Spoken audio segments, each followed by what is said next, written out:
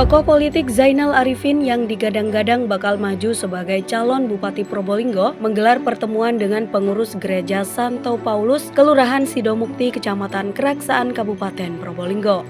Pada pertemuan yang dilaksanakan Kamis 6 Juni 2024 lalu itu menjadi tempat curhat para pengurus gereja setempat tentang susahnya mengurus perizinan tempat ibadah mereka yang sudah berdiri sejak 1985 lalu. Menanggapi hal tersebut, Arifin mengatakan sebagai tenaga ahli dari salah satu anggota Dewan Perwakilan Rakyat atau DPR RI, pihaknya akan berusaha untuk membantu mengurus perizinan tersebut.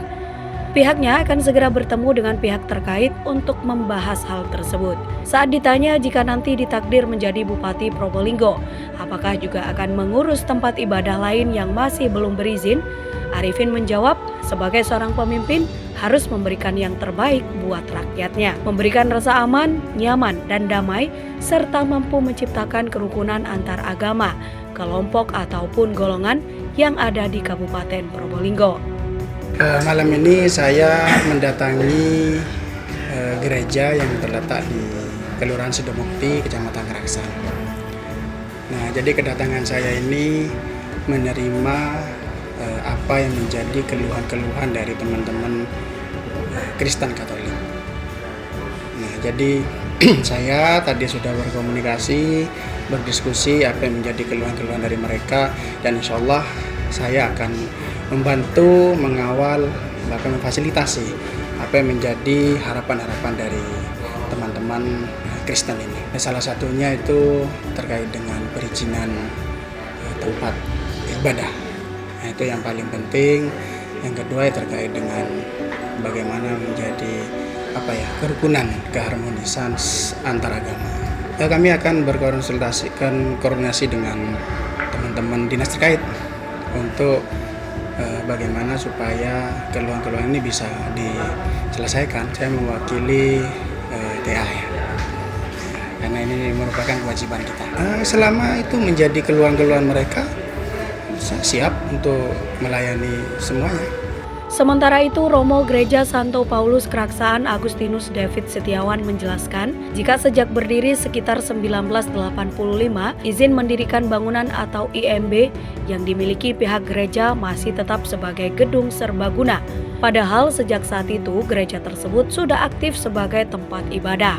Hal itu terkendala dari adanya sejumlah oknum yang tidak setuju terkait izin tersebut. Bahkan di sekitar tahun 2015 sempat didemo ketika hendak mengurus izin. Karena itu pihaknya mengaku senang ketika Arifin datang dan mau membantu mengurus perizinan tersebut.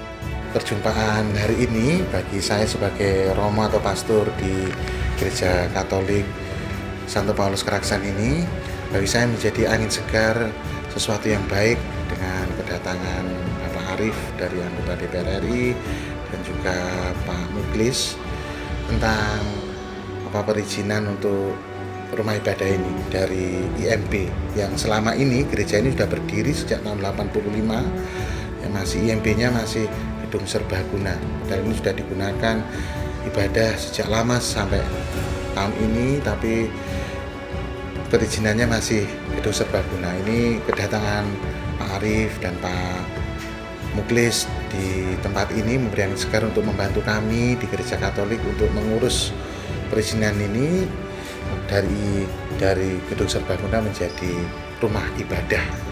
Saya sangat senang sebagai pastor di sini, dan ini merupakan sesuatu yang baik. Ya, saya katakan sebagai angin segar karena beliau-beliau mau mengawal, mau membantu kami yang minoritas ini di tempat ini. Yang menjadi kendala untuk perizinan ini, kalau syarat-syarat semua memang sudah terkumpul semua ya, tanda tangan warga dan lain sebagainya.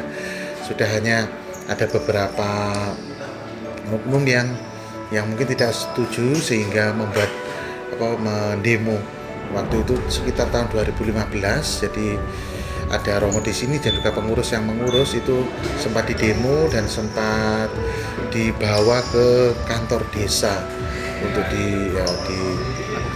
dilakukan mediasi dan lain sebagainya.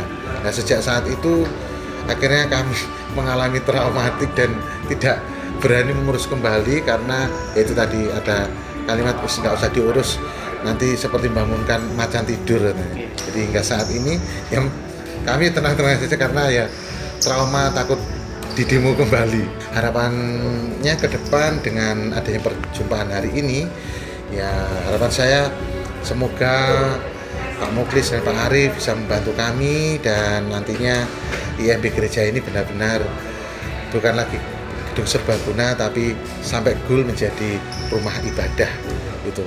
Itu yang menjadi cita-cita kami ya selama bertahun-tahun di tempat ini. Kalau sudah menjadi rumah ibadah, IMB-nya kami itu udah plong, udah lega, ya sudah beribadah dengan tenang gitu. Jadi kalau misalkan ada orang tanya ini gerejanya gimana, IMB-nya gimana, itu kami bisa menjawab dengan ini sudah rumah ibadah dan sudah resmi diakui oleh negara. Itu saja.